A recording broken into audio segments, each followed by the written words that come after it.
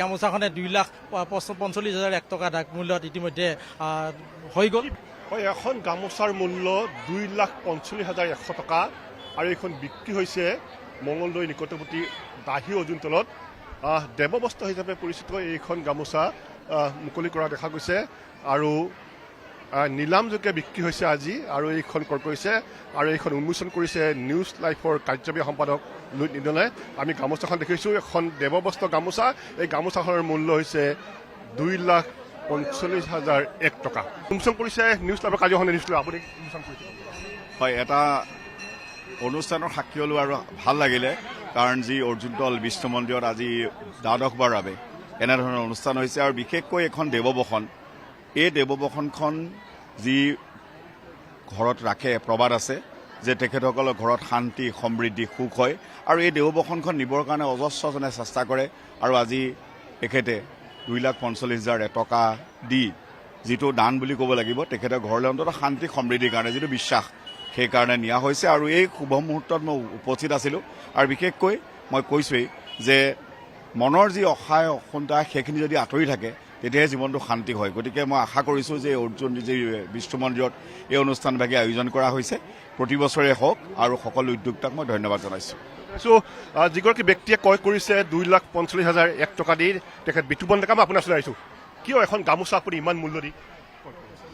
আচলতে মোৰ মানে এনেকুৱা ভাৱ নাছিল, কিন্তু কথাটো হ'ল মই অৰ্জুনতল মন্দিৰৰ প্ৰতি এটা মোৰ বিশ্বাস আগৰ পৰা পৰম্পৰা যিটো চলি আছে আৰু সেই বিশ্বাসটো মোৰ বহুত বছৰ আগৰ পৰা আছে। যেতিয়া মানে মই মানে এনেকুৱা হয় ভাগ্য দি মানে টাইমটোত মোৰ নিমিলে। মই যোৱা বছৰো মানে আমাৰ বন্ধু হিৰণ্যদেৱক এটা সুধিছিলোঁ ডাকটোৰ টাইমটো, তেতিয়া মই ফোন কৰিলোঁ অলৰেডি ডাক হৈয়ে গ'ল।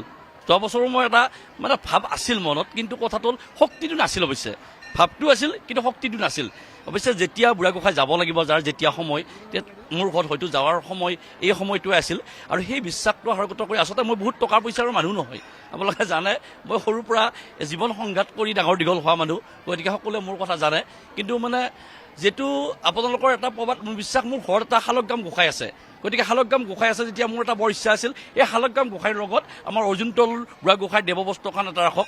গতিকে ভাবিছিলোঁ প্ৰথম আহি কি মই সুধিছোঁ, আচলতে মোৰ হাতত ইমান পইচাও নাই জমা, কিন্তু পইচাটো একেলগে দিব লাগিব নে কি কৰিব লাগিব। মই মাজত মানে যেতিয়া ডাক হৈ আছিল তেতিয়া মই আমাৰ মন্দিৰ পৰিচালনা সমিতিৰ সম্পাদকক সুধিছিলোঁ, কাৰণ এতিয়া এই মুহূৰ্তত যদি দিব লগা হয় তেতিয়াহ'লে মই অপাৰকান লগে লগে দিয়াটো অসুবিধা। কিন্তু যেতিয়া ক'লে এবছৰৰ ভিতৰতে বা তাৰ আগতে দিব, তেতিয়াহ'লে মই ভাবিলোঁ যে তেতিয়াহ'লে মই যেনেকৈ নহওক এইখিনি পাৰিম আৰু। গতিকে এটা ইচ্ছা আছিল আৰু গতিকে সেই বস্ত্ৰখনৰ কাৰণে আচলতে এবাৰ ভাবিছিলোঁ যে গতিকে কথাটো হ'ল আমাৰ সন্মানীয় মোৰ গোলাপ শৰ্মা দাদাই যিহেতু ডাকটো মাৰি আছে।